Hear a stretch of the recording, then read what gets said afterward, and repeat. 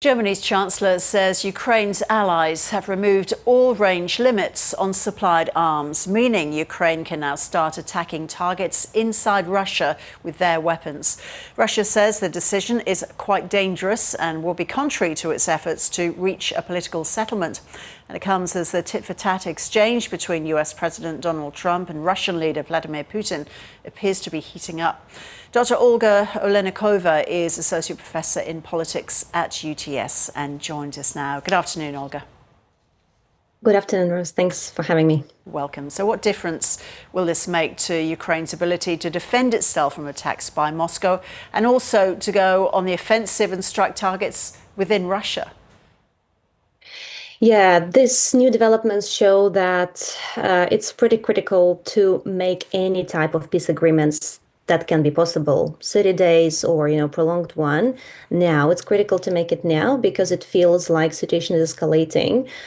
With this latest news, that the German chancellor, he said that, Ukraine will be getting, the long-range missiles, and there's no restrictions on any use of such missiles out of Ukraine. It means that, situation is escalating, and there's two things that are coming out of it. It's escalation can end in some type of peace, or, it can grow even, into a different, more scarier situation.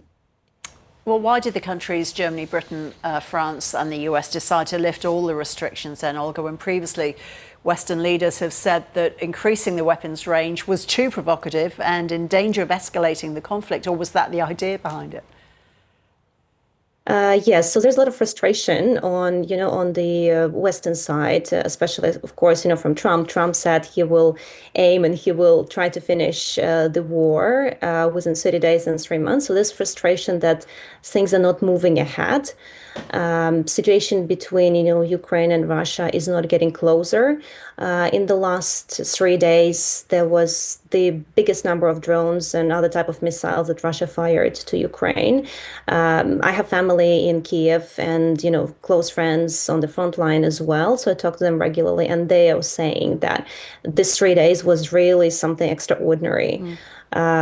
It was even in those spaces, like, for example, in Western Ukraine, like Chernivtsi was considered one of the safest spots, for civilians in terms of, the attacks. There are 10 people dead, even in Chernivtsi, but just by itself after these attacks. So it looks like there's another escalation, and this, there should be some agreements made within a week's time.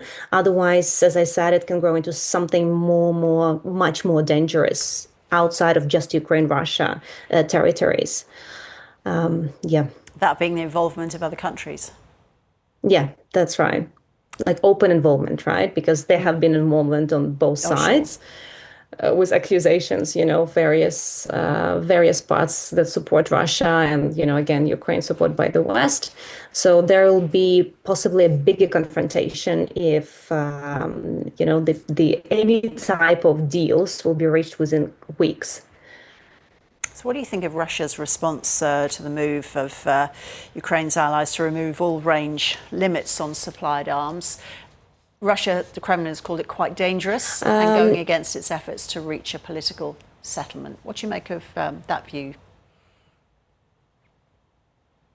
Yeah, so I want as well to signpost that, if we look into the last, again, 3 days, when these developments were, born into action, we can see there was a move in the humanitarian side. We've seen a successful swap of 1,000 war prisoners, right, from both sides to each other, which shows that on the humanitarian side, there is some progress.